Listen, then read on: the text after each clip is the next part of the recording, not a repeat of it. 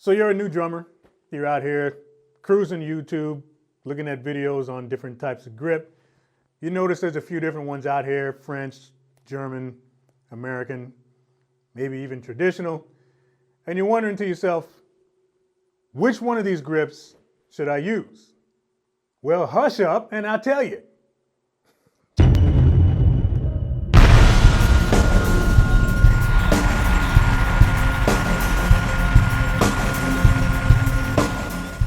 So today we're talking about grips and the different types. For the sake of this video, I'm going to leave out traditional and we're going to focus on just matched grip. Okay, so there's three different variations of the matched grip: French, German, and American. You can find videos on all of these online. So you might be asking yourself, which one of these grips should I learn? I'm going to say all of them, okay? I'm going to say just master all of them, and there's a good reason for this.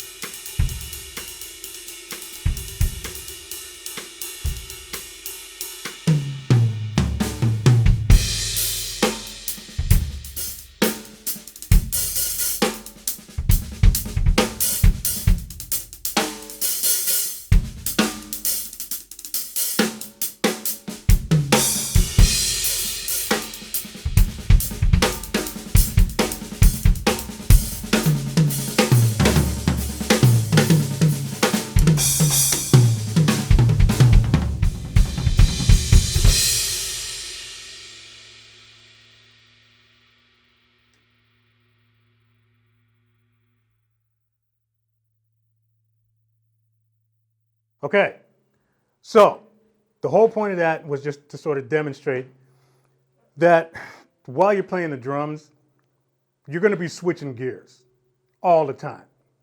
Okay, there's no one grip fits all type of thing. Depending on what you're trying to do, what you're trying to pull off on the kit, your hand position is going to change. So sometimes you're going to want to use more wrist.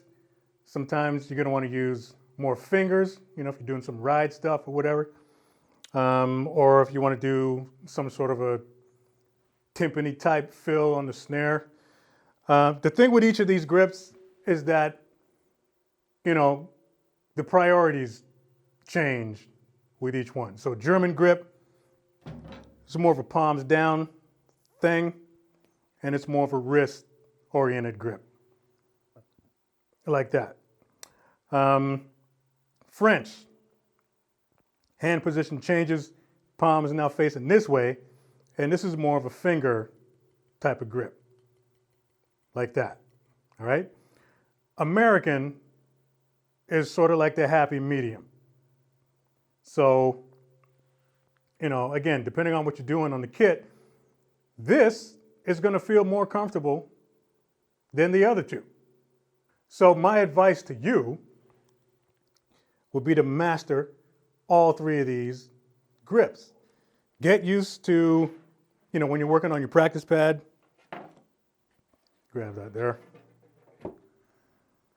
You can do exercises that focus on developing the German grip. So palms facing all the way down.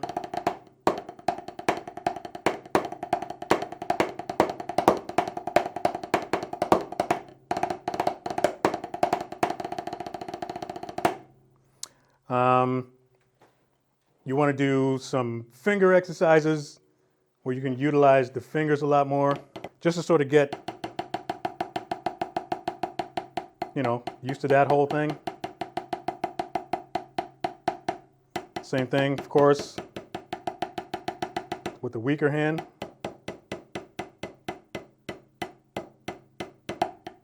And then I think a lot of people will sort of naturally settle into the American thing anyways.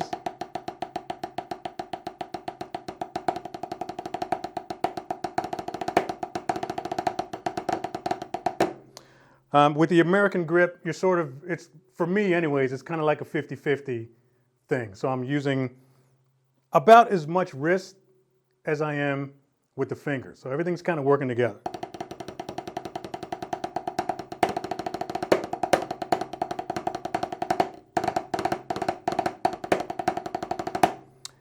Now, these days, I found myself really kind of settling in to more of a German thing, like more of a deliberate German type of thing.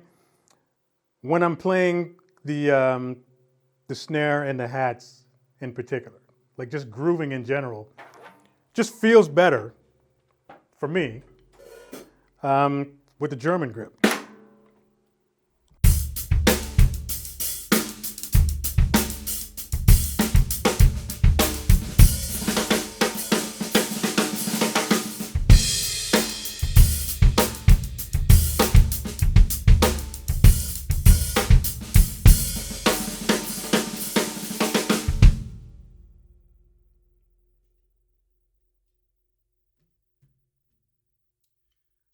So yeah, you know, the whole palms, straight palms down, almost parallel to the floor type of thing. And I don't know why, but you know, just recently I started doing this and it just feels really good for me to do. The advantage that I get with the German grip is that I get a considerable amount of speed, but I get the power with it as well, because you know the wrist is more of a power stroke. The whip thing happens more with the wrist than it does with the fingers. And I'm still able to utilize the fingers to get as much speed as I want.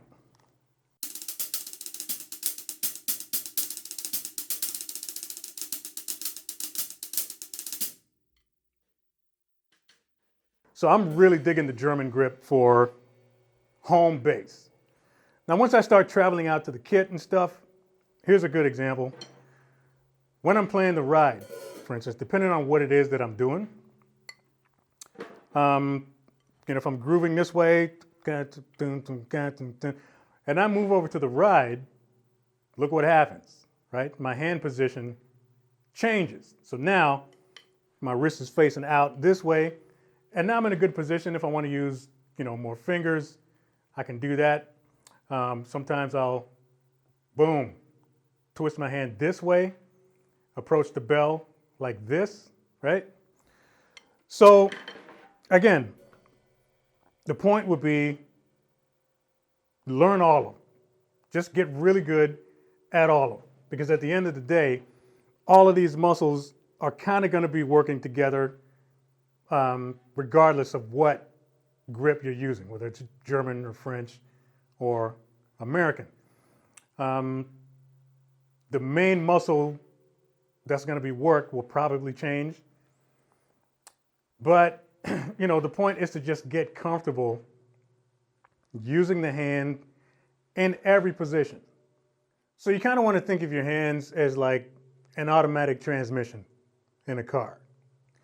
You're going to be changing gears, and this type of thing sort of happens automatically while you're playing, or at least it should. So if you just kind of limit yourself to one grip, then you're forced to get around the kit that way all the time.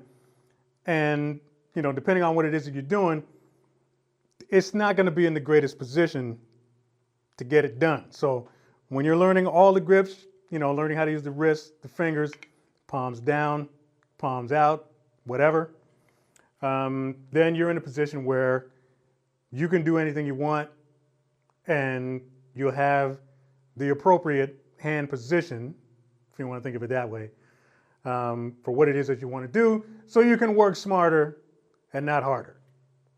So that's it for that. You can take that advice or leave it, but trust me, I'm a pretty smart dude. So yeah, take that advice. It'll serve you well. Thanks for watching this video. Make sure you drop a comment below if you got one. Share this video if you dig it. like, subscribe. See you next video.